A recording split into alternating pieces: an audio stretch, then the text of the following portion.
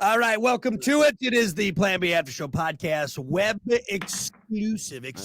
The link has been set, and we are doing the podcast. We're doing the podcast. This is the podcast. All right, let's just do back in the day again. We'll just do that. Back in the day, June 6th, because I don't have anything else for this. We're being forced to do this, and it's garbage.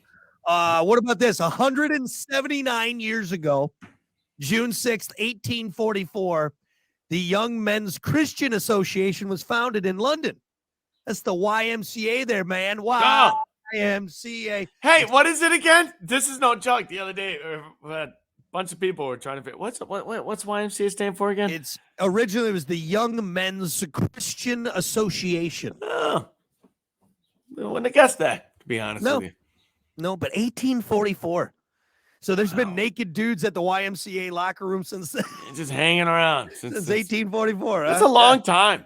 I wonder what the first one looked like. You know, what was it? Probably not as much. elaborate as is. They probably didn't have a lap pool. Yeah. I'm guessing they didn't have a sauna. You know, they didn't have pickleball court, a gym with. Yeah, probably not. Let's see. Back on the day, 90 years ago, 1933, the first drive-in movie theater opened in Camden, New Jersey. Really? That's actually pretty crazy. Only like 15 years after the car was invented, we're like, hey, what can we do with these things? Just drive them up to the screen, man. You know what? There's just a few of them around that we can go to. I love drive-in movies. I'm going to be honest with you. The past few weekends I've called because you still got I think you got to call. I think they might have it on their Facebook, spot. But yeah. My screen just goes freeze. Nope, you're good. Am I good? I'm still moving still on. Did you email Terry? No, I haven't emailed. God damn it, email Terry. Dumb son of a bitch. I'm not gonna get it. I mean, come on, let's be honest. It's a waste of an email.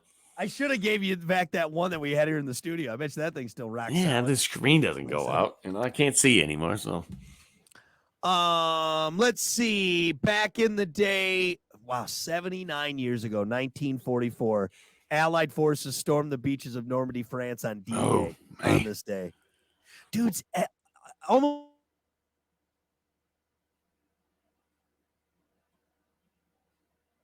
Uh-oh, there we go. Now you're completely gone. Hey, am I back now?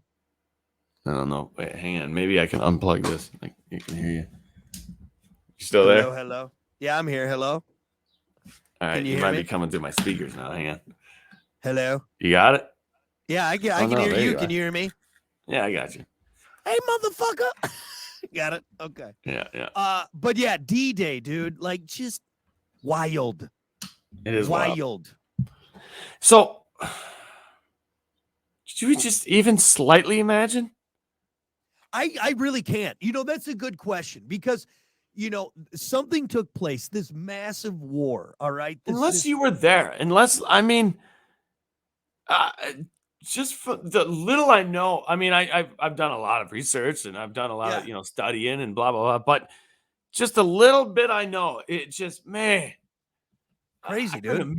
I couldn't imagine. No. Like, I don't think I have the testicular fortitude to even somewhat put myself in that scenario. You know what I mean? It's just, what blows my mind too is we were born, 50 years, 60 years after? Yeah. So, because it was 79 years 40 ago. Years? Yeah, 40 some odd years. Yeah. That's pretty close in the big scheme of time. I mean, I'm not saying that I wouldn't do it, and I escaped no, thank you for what you had, the sacrifice. Wow. But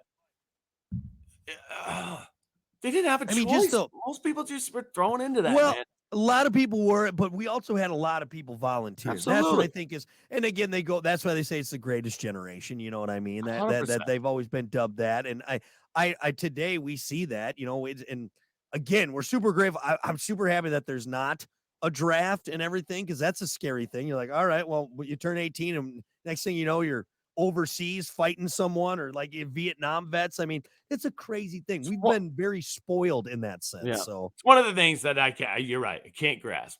Yeah. Think about it. I think about it, especially around the time, when we talk about it, but yeah, I can't grasp like having that somebody coming up to you and be like, this is what's going to happen, and you got we got to go.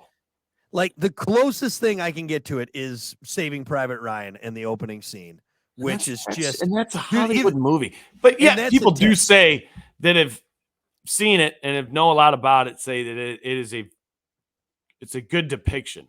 Other than having actual rounds flying by your head and seeing your buddy get shot, but even that though, that gives you anxiety. You watch that, now put yourself in there. Like I just can't do it. Well, the thing for me too is when I start thinking about it is I think about after. So when it's all said and done, now you have to live your life with that in the back of your head, with those images, with that experience, with that feeling.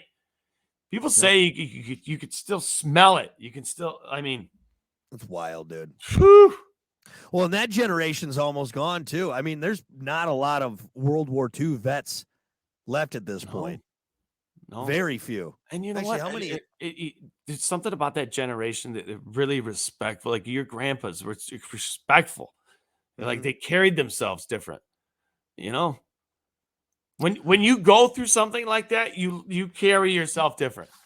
Yeah. You don't see 20-year-olds now walking around like they did after, you know what I'm saying? It's for sure. Completely different era of how you carry yourself from past experience. And it's just, man, crazy. I looked it up. About 70 million people fought in World War II between 1939 and 1945, which is crazy. And as of 2022, there are approximately 167,000 living veterans in the United States alone. So, I guess, but we're what? Probably. There'll always be war. Yeah, I think so. Yeah. Like it was.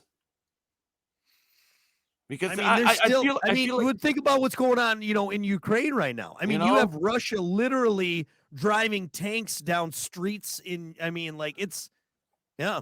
Do you think like streaming and, being able to see and talk to people on the other side of the world has diminished the idea a little bit of war?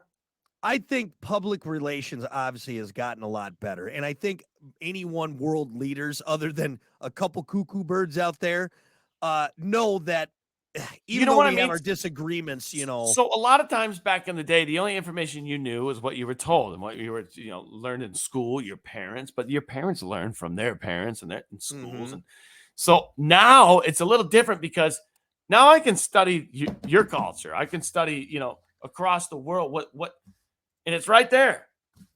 It's right there. So you have more of a connection, so it doesn't seem I think you may think outside of the box a little bit more. Yeah. You know what I'm saying? Because it's there, you can read it.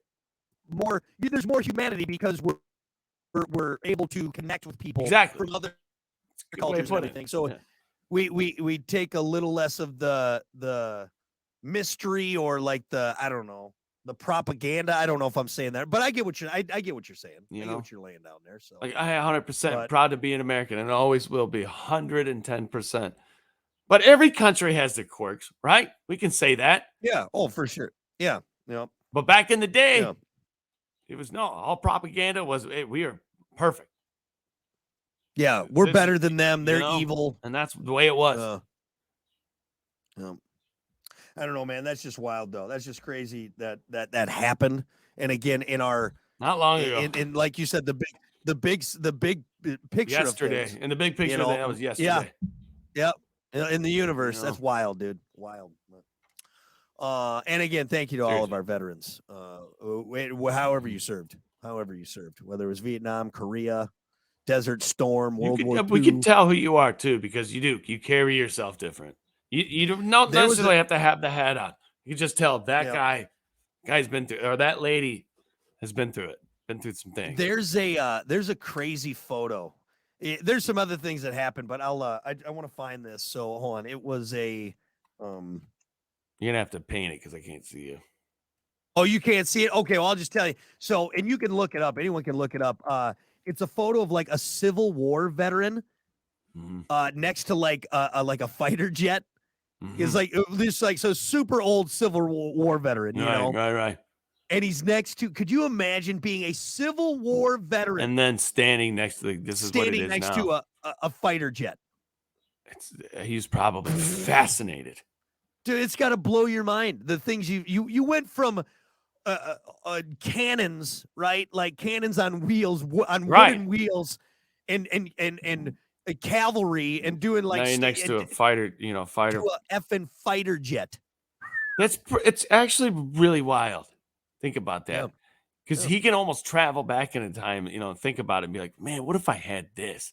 Yeah. What if they were all doing their thing and all of a sudden, Yeah.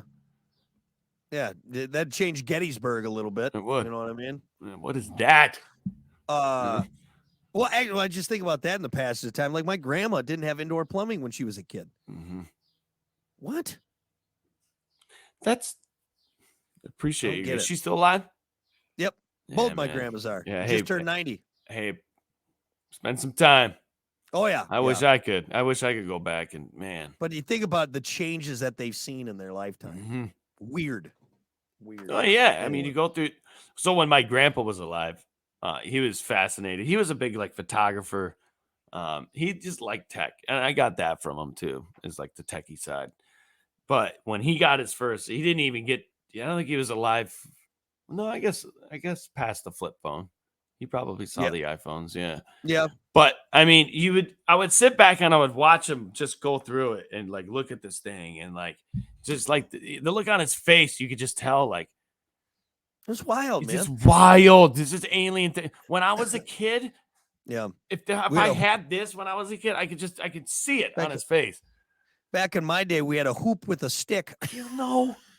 And look at this. What about that video? You see the video of the two old guys riding in that driverless car for the first time? They're just their mind is blown, and for good reason. Hey, you know what, Brock? You know what's crazy? Is it's exponential. So when we're old, what are we going to be looking at? Crazy, dude. What are we going to be? I'm probably not looking at anything. It'll probably we're just going to be plugged into the Matrix. Plugged in. Yeah. Yep. I don't know, man. Wild. Crazy. There's a couple other things that happened on this. Octopussy premiered in London, 1983. James Bond movie. Yeah. The Beatles auditioned for producer George Martin. Fuck the Beatles, they suck. I got no problem saying it. I hate the Beatles. God, I hate them. They're just overrated garbage. You're not going to see me sliding in that CD, that's for sure. Oh, is it the Beatles? I don't care. Or that record or that vinyl. Oh, Abbey Road. Anyway. All right, good enough. We'll end on that. Yellow Submarine, greatest song. Yellow Submarine, great. Yeah, let Ringo sing again. That worked. All right, that is your Plan B After Show podcast, web exclusive. We'll see you next time.